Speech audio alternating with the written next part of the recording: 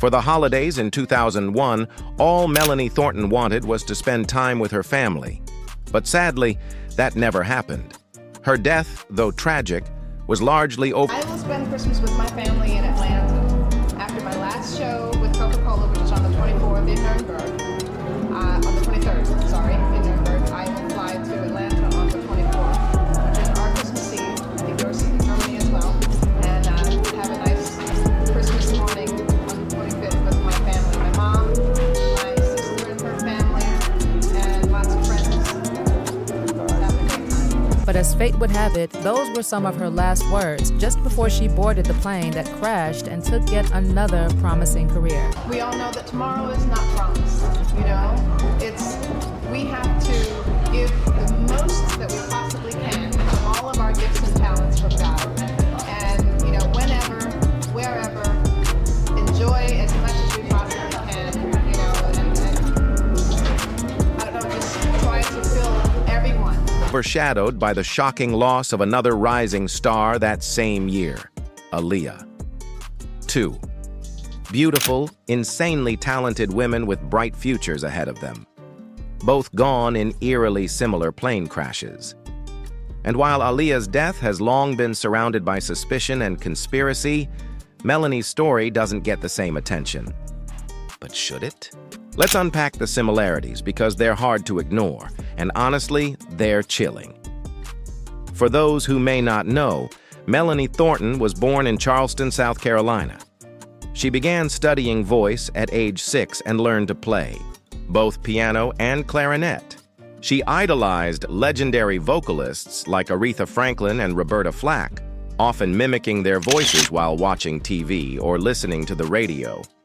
To fund her college studies, she performed at talent shows and with small bands, frequently singing at a local spot called the Peacock Lounge.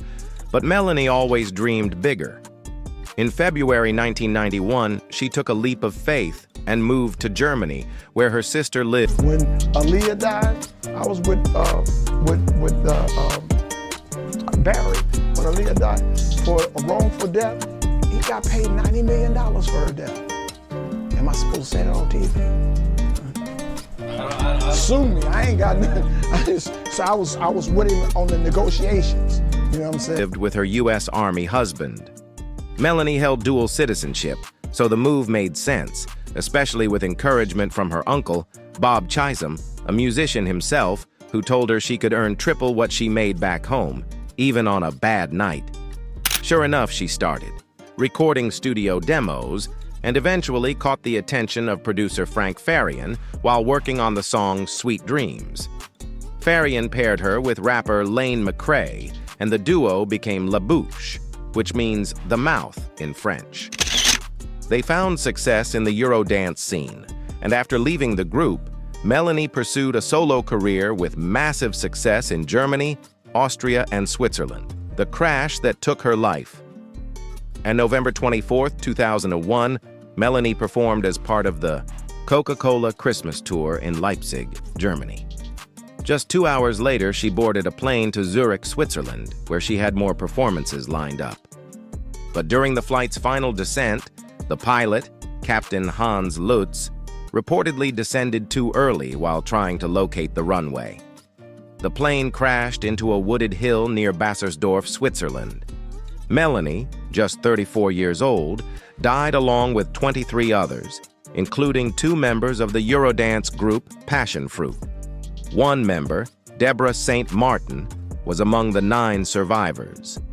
Despite her tragic passing, Coca-Cola still aired their commercial, featuring Melanie's song Wonderful Dream, Holidays Are Coming, as planned.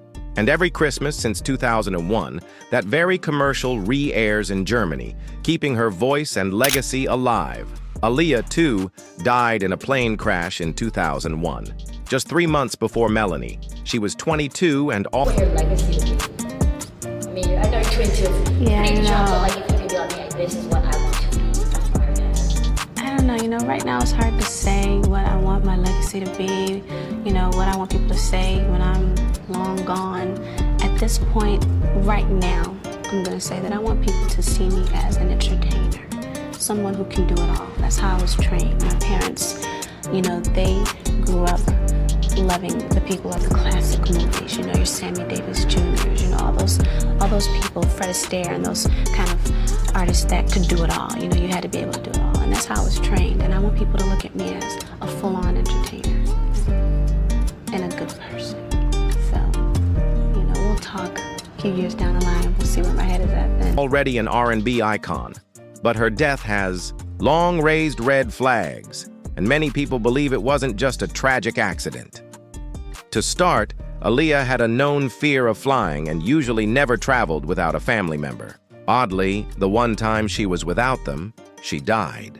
She was supposed to stay another day in the Bahamas while filming the Rock the Boat music video, but the shoot wrapped early, and her team allegedly insisted they leave that same day. The plane was overloaded by several hundred pounds, making it extremely unsafe. The pilot? He reportedly faked his license and was under the influence at the time of the crash. Some believe this information was pushed to the public as a way to shift blame and cover up a darker truth. There are even claims that Aaliyah was handed a sleeping pill after refusing to board the plane and was carried on board unconscious. Even more disturbing is an interview Aaliyah gave just weeks before her death, where she described a recurring dream about being chased, lifting off into the air, and feeling weightless, safe, and untouchable in the sky. It sent chills. Wasn't this all around the time when Aaliyah died? Yeah. And Beyonce's solo career was struggling? Damn on your now, that record. From the Austin Powers was some of the worst stuff. They were having a hard time taking her solo. Through fans after her passing. And get this, Melanie's final solo album before her death? It was titled Ready to Fly. Here's where the questions get deeper. Melanie wasn't as big in the US as she was in Europe, which leads